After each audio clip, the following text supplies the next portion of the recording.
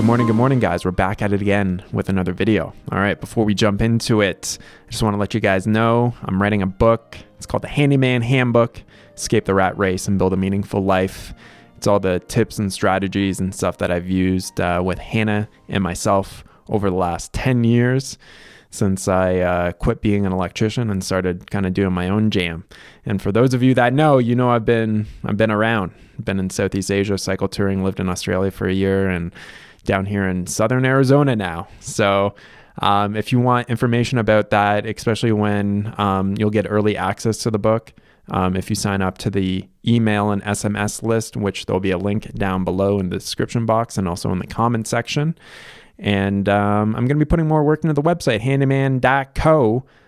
So that's different projects that I'm doing, and I'll go into a little bit more detail about things that it might be hard to do on video, but it'll also just be a good resource, something that you can easily reference if you need information about some of the projects and stuff that I've done.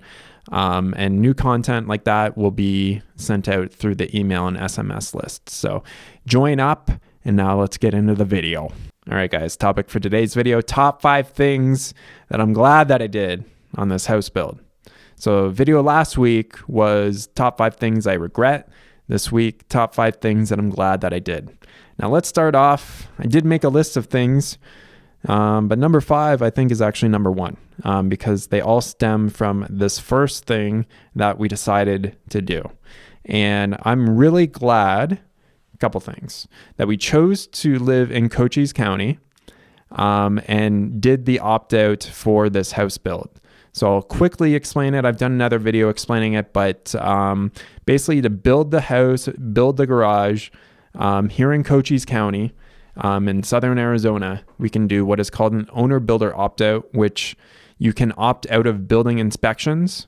The house is technically permitted, but there's some upsides and some downsides to it. So the upsides are, when you do an opt-out like that, you're not getting inspected. So that means that you can do as much of the work as you want. So in terms of plumbing, electrical, you can do as much as you want. Downsides to that, and also with the opt-out, with doing an opt-out like that, an upside is that like the permit cost is like $100 or so, $150. It's really cheap. I mean, the septic permit was a lot more money than the house permit. Typical house permits can be, several $1,000s depending on the size and where it is. The downsides to doing the opt-out, and there are some downsides, is that if you're going to be paying for the house, most likely you're going to have to be paying in cash, or it might be a different type of loan that you have to get, but you're not going to be able to get a standard mortgage for the build, because you're not kind of going through the same process. So a bank isn't going to want to put a mortgage on something that is not, and it's not that the house isn't being built to code, it's just that it's not being inspected to code. So you have a different kind of shindig with that there. And then the other thing is that you got to think about is like selling the house. So if we wanted to sell this house as it is right now, or sell our property, we would have to do a carryback.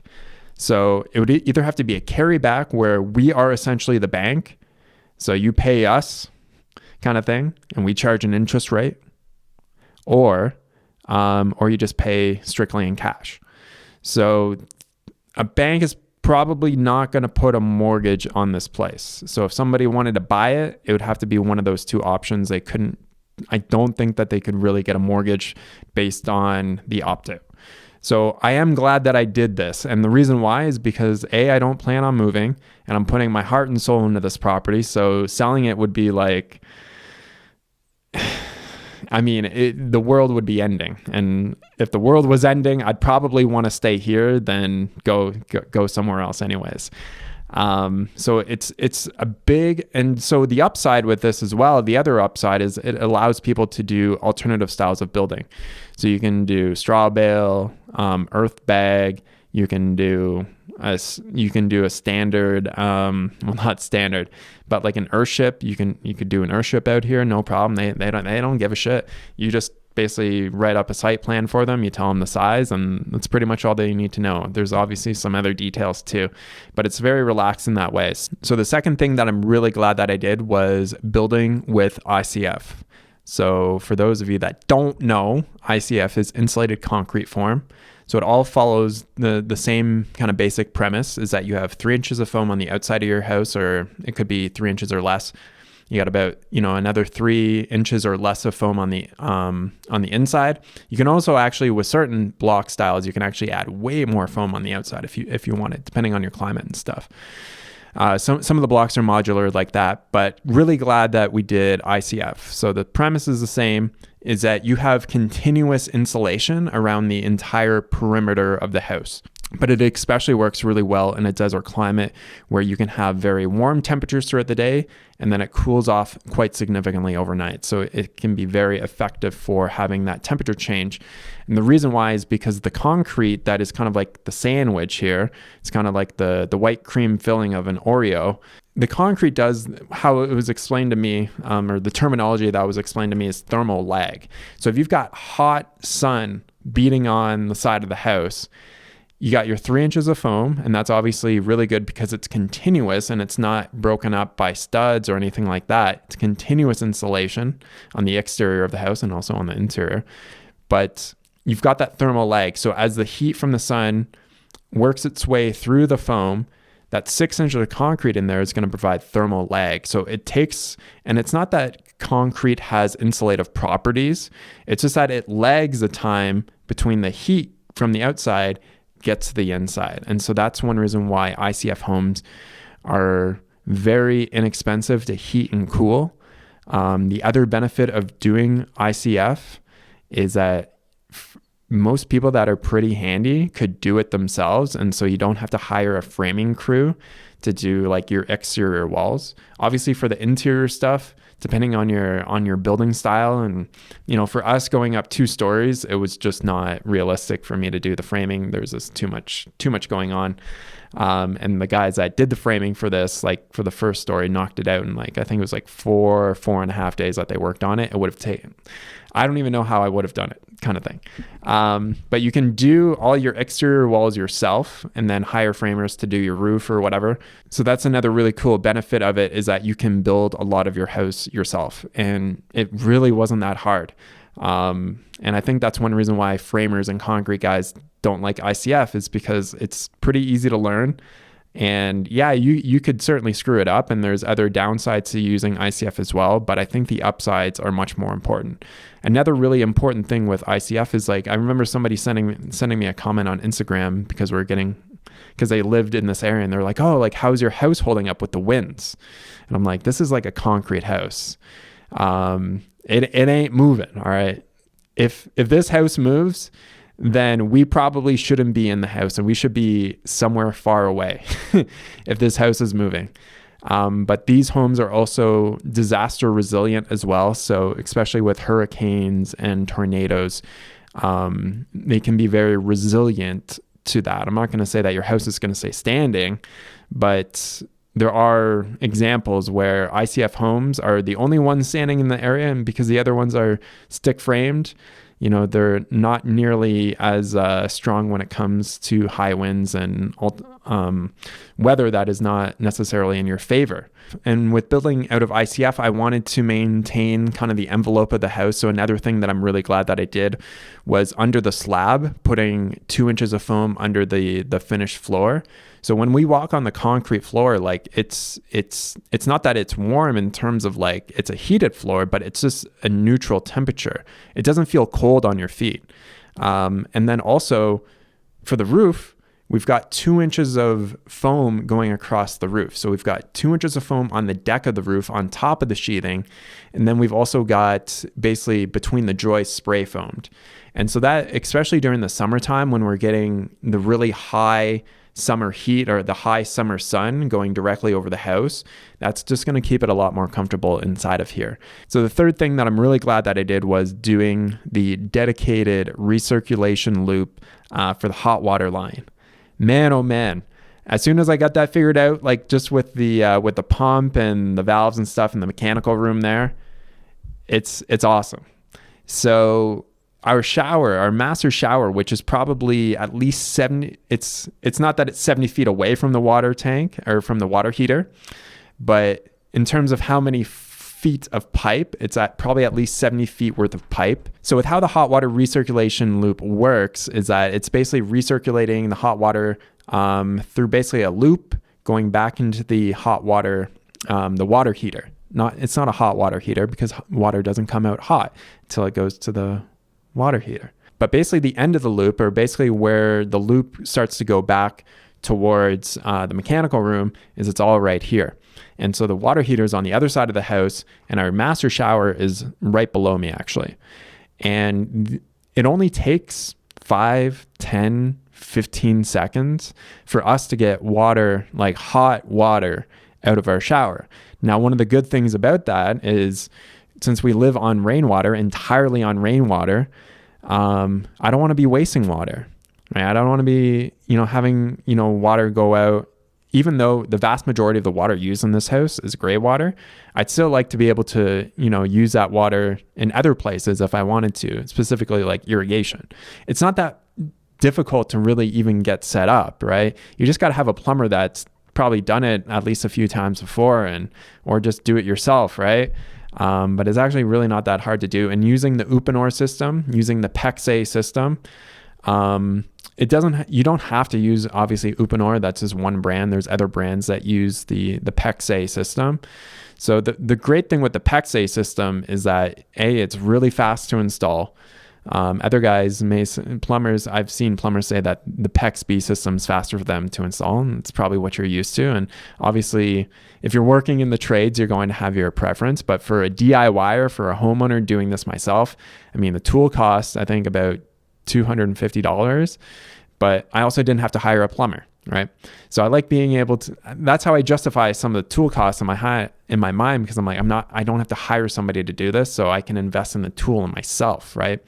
And then also be more capable at the end. It's like I've been helping, the upside of downsizing, Bill and Yvonne, use that same tool to do all the supply lines in his house. So we're also, benefiting the community as well.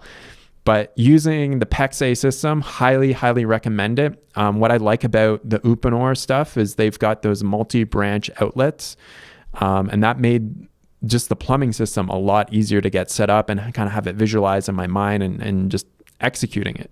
Really, really glad that I did that along with the recirculation line. All right, guys, the fourth thing that I'm really glad that we did on this house was having the dedicated zones for the HVAC system.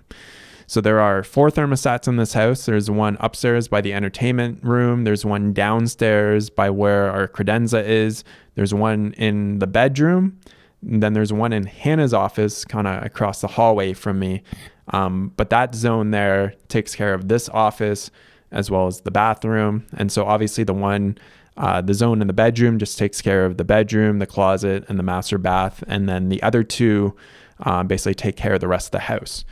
Now, doing a system like this is going to cost more money, right? Initially, it's always going to cost more money because there's more there's more things involved, right? You have, instead of having one main blower unit dispersing air to the entire house, there's 4. 2 of them are really small. They're kind of like units up in the ceiling. And then the other 2 are kind of more traditional size that are in the mechanical room there. But there's only one condenser outside. And so based on that, with the Mitsubishi system, there's kind of like a mixer. I'm going to call it like a mixer block where it mixes the refrigerant, or like kind of separates the refrigerant going to each of the individual units.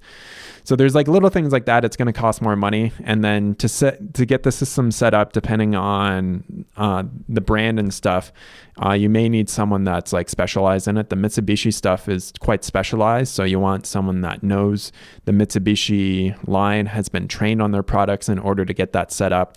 If you're doing like, say, a home yourself, you can just do mini splits everywhere. And the nice thing about kind of separating things into zones is like, from an energy standpoint, and also from a comfort standpoint, is like, you don't need the entire house to be at 76, for example. In the bedroom, when we're not using it throughout the day, depending on the time of year, it can be colder, it can be hotter. We don't need to be conditioning the air. And especially from a comfort standpoint, it's nice to be able to, like, Hannah is very temperamental with temperature. she likes it hotter. Sometimes she likes it colder. So she's got control over the bedroom of, when she's sleeping. It's like, does she want it colder tonight? Does she want it hotter? And then also just, if we're in the offices here and we're working all day, and we want it a little bit cooler, we can make it a little bit cooler in these spaces, but we don't have to cool down the entire house.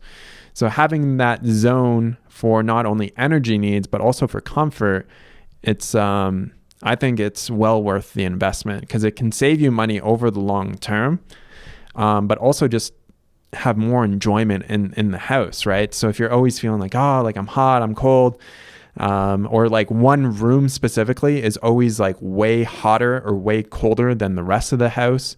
That might be more due to the design of it, but, or the design of the system, and it's not balanced correctly. But trying to think in terms of like zones and designing the HVAC around there, really glad that we did, and definitely recommend that. Now, the last thing that I'm really glad that I did, and this is one of Hannah's favorite things in the house, is the lighting and the automation around the lighting.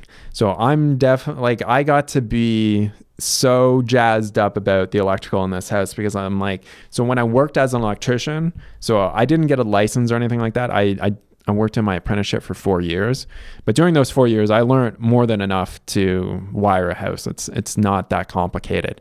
But when I was wiring homes, I worked on probably around 10 or 12 new homes. Didn't really do any renovation. I did a couple renovations, but not too much. But I did 10 new homes, or worked in at least 10 new homes, like with a crew. And, there's just so standard, right? Like you just got to do a certain number of outlets in a room based on the length of the walls. You got to have your 3 ways and 4 ways in certain places. Sometimes we'd put in can lights or pot lights, and it was like, ooh, that's exciting. But there was no like and especially when I did it, and it's over 10 years ago. So automation 10 to 15 years ago. So like even LEDs were like a brand new thing back then. And so I didn't get to do a lot of like really cool stuff. And that's one thing that I'm really glad that I was able to do, is really kind of focus on the lighting and the automation around it, and just the ambient of the lighting, especially in the evening. I'm a big fan of sconces and like light horizontally as opposed to light always coming from the ceiling. I think from like a mood standpoint, it just makes it more relaxing and not so harsh. And I love ambient lighting like that. That's one thing that I've learned through this house. I'm like, I love ambient lighting and like designing that system. So I'm really glad that is one of my kind of like focuses, or kind of like goals of this, is really being able to set the mood at night. And you're setting the mood obviously for yourself and for, just kind of like being in the space and stuff, and just enjoying being in the space. But also when you have friends and family over, it's just really comfortable. And I'm always really happy, when we have friends and family over and they're like, man, this place is perfect. And I'm like, yeah, it's awesome. I love it. So, and being able to set the mood with the lighting. Yeah. Working, if you have to, work with an electrician, nothing that I did in this house was like too difficult for any standard electrician. Like nothing was too difficult. I was able to put in like a lot of LED strips and stuff like that, and do some fancy lighting with that. And that just comes down to knowing how the LEDs work, how it works with dimmers. I learned a lot about that, how LEDs work with dimmers and certain transformers that you need, and stuff like that, ones that are dimmable. So I learned a lot in the finer details because I'd never done it before, but also the automation of it as well. So like all the lights come on automatically. I think it's like 30 minutes before sunset. All the lights automatically come on. Hannah loves that. She just absolutely loves that the lights all come on, like all the specific like kind of mood lighting, it all comes on automatically. Obviously there's other lights that you don't need to come on, and so they don't come on. But the automation portion of it, I think is really fascinating and really cool. And it's just nice when the system just works and you don't really have to think about turning on lights, and everything just comes on. And having the scene controllers as well. I put 3 in this house, which was way overkill. I only need one scene controller near the bedroom so that Hannah, because I've set up like different custom themes based on Hannah and what she likes, right? So like there's one scene where it turns off a lot of the lights on the floor, like on the first floor, but it leaves some of the lights on in the second story here. Because if I'm like watching YouTube or TV, like in the entertainment area, and Hannah wants to go to bed, she can turn off all the lights kind of like on the first story. And all she has to do is click one button near the bedroom door and it turns it all off for her. And then even in the morning, like sometimes I don't have any lighting sequences to come on in the morning because that's kind of dictated by when we wake up. But I can go and just hit number 1 on my scene controller and it turns on all the beautiful ambient lighting. If I hit number 4, it turns off all the lights automatically. I don't have to go around and hit individual light switches. Really glad that I did it. It's kind of more of a bougie thing in the house. And it's not a necessity by any stretch of the imagination, but it just makes the house a lot more badass. Awesome, guys. And oh, by the way, I used the Legrand Adorn collection. I really like the look of them, but holy moly, they ain't cheap. And I was like, wow, okay. So that's how much they're going to charge for this stuff. But that's because everything is Wi-Fi enabled and pretty well almost all the switches are dimmable as well. So Wi-Fi enabled and dimmable sends the price up like way high. But to set the right mood, you got to be able to dim lights, because like out of the box they might just be too bright and you got to take them down to 25 or 30% of what they normally put out. So that's just that's a topic for another conversation. Awesome, guys. Thanks so much for watching. Let me know what your favorite part of the house or some things that you think that I'm glad that I did down in the comment section below, and we'll catch you on the next video. Talk to you guys soon. Peace.